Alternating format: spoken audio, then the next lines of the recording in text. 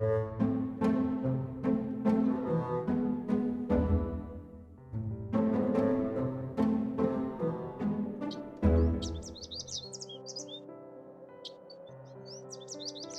है मिठाई वाले किशोरी लाल, जिनके होठ रहते हैं गुटके से लाल। ये लाजवाब मिठाई बनाते हैं, मगर फिर भी ग्राहक इनकी दुकान से खाली हाथ लौट जाते हैं। क्यों भैया किशोरी, लड्डू कितने रुपए किलो दिए? 30 रुपए? अरे इतना सस्ता कैसे भाई? घी के बदले पुराने तेल से बनाया है क्या? नहीं नहीं भैया, मुझे नहीं खरीदना है। ये दिन भर खैनी गुटखा खाते हैं, इसलिए कुछ बोल नहीं पाते हैं। भैया, 1 पाव जलेबी, 1 पाव रबड़ी और 1 पाव बर्फी दे दीजिए। है? कितना पैसा हुआ? अब भगवान ने मुंह दिया है तो मुंह से बताइए ना। समझ ही नहीं आ रहा है कि क्या बोल रहे हैं।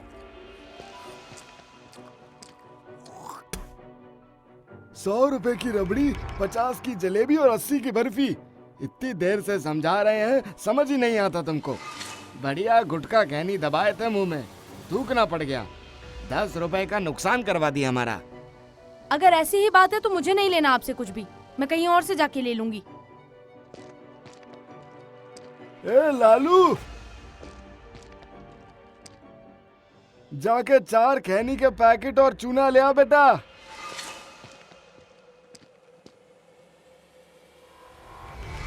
काहे बे, एक पैकेट खुला कैसे है? वैसे मन किया थोड़ा कि हम भी खा के देखें। अच्छी चीज नहीं होती। तो फिर तुम क्यों खाते हो? किशोरी के पास इस सवाल का कोई जवाब नहीं था, इसलिए उसने मुंह में दबा लिया अपना खैनी गुटखा।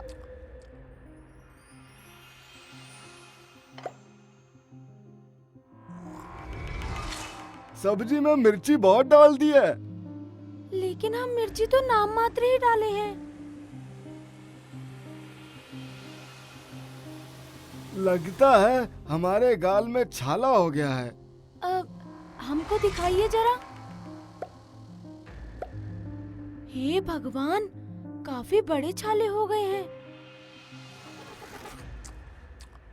क्या हो गया? इनके गाल में सफेद सफेद बड़े बड़े छाले हो गए हैं। अरे तो फिर ये गुटखा क्यों खा रहे हैं? जाइए बाहर कुल्ला करके आइए। ससुर, फिर 10 रुपए का नुकसान हो गया। डॉक्टर ने एक लंबी टॉर्च की मदद से किशोरी के मुंह को चेक किया तो पाया कि उसके दांत पड़ गए हैं काले और मुंह में हो गए हैं छाले। ये छाले पहली बार हुए हैं? नहीं, होते रहते हैं, लेकिन इस बार का छाला तो कई दिनों से जा ही नहीं रहा है। ये मुझे कोई सामान्य छाले नहीं लग रहे हैं। फौरन शहर जाओ और किसी बड़े अस्पताल में चेक कराओ। कैंसर हॉस्पिटल में किशोरी की तरह तरह से जांच शुरू हुई। रिपोर्ट्स आई तो पता चला कि किशोरी को मुंह का कैंसर हो गया है। किशोरी को एडमिट कर दिया गया। पूरी दुनिया में भारत देश ओरल कैंसर में सबसे आगे है। तंबाकू के सेवन की वजह से 95% लोग ओरल कैंसर से पीड़ित हैं।